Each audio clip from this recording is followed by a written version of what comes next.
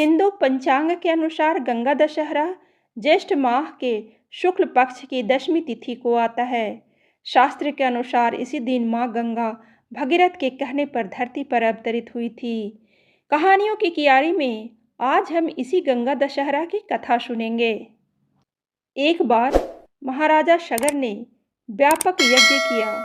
उस यज्ञ की रक्षा का भार उनके पुत्र अंशुमान ने संभाला। इंद्र ने शगर के यज्ञीय अश्व का अपहरण कर लिया। यह यज्ञ के लिए विघ्न था। परिणामतः अंशुमान ने शगर की 60,000 प्रजा लेकर अश्व को खोजना शुरू कर दिया। सारा भूमंडल खोज लिया पर अश्व नहीं मिला। फिर अश्व को पाताल लोक में खोजने के लिए पृथ्वी को खोदा गया। खुदाई पर उन्होंने देखा कि साक्षात भगवान महर्षि कपिल के रूप में तपस्या कर रहे हैं। उन्हीं के पास महाराजा शगर का अश्व घास चर रहा है। प्रजा उन्हें देखकर जोर जोर चिल्लाने लगी। महर्षि कपिल की समाधि टूट गई। ज्यों ही महर्षि ने अपने आग्नेय नेत्र खोले त्यों ही सारी प्रजा भस्म हो गई। इन मृत लोगों के उद्धार के लिए ही महाराजा दिलीप के पुत्र भगीरथ ने कठोर तप किया था। भगीरथ के तप से प्रसन्न होकर ब्रह्मा ने उनसे वर मांगने को कहा तो भगीरथ ने गंगा की मांग की।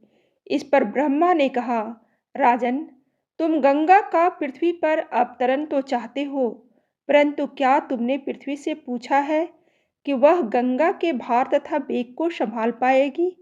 मेरा विचार है कि गंगा के वेग को संभालने की शक्ति केवल भगवान शंकर में है।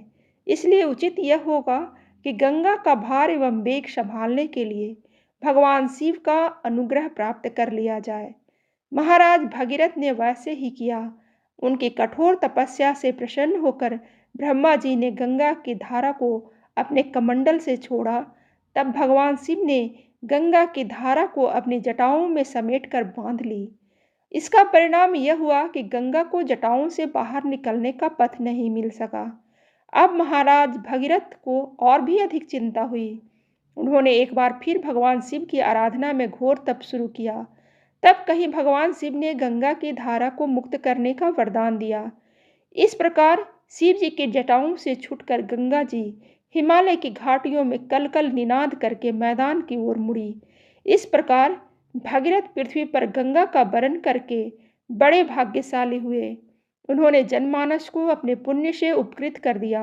युगों युगों तक बहने वाली गंगा की धारा महाराज भगीरथ की कष्टमयी साधना की गाथा कहती है। गंगा प्राणी मात्र को जीवन दान ही नहीं देती, मुक्ति भी देती है। इस प्रकार भारत तथा विदेशों में गंगा की महिमा गाई जाती है। कहानी अच्छी लगे तो लाइक जरूर करें और ऐसी ही कहानी सुनने के लिए सब्सक्राइब बटन दबाइए।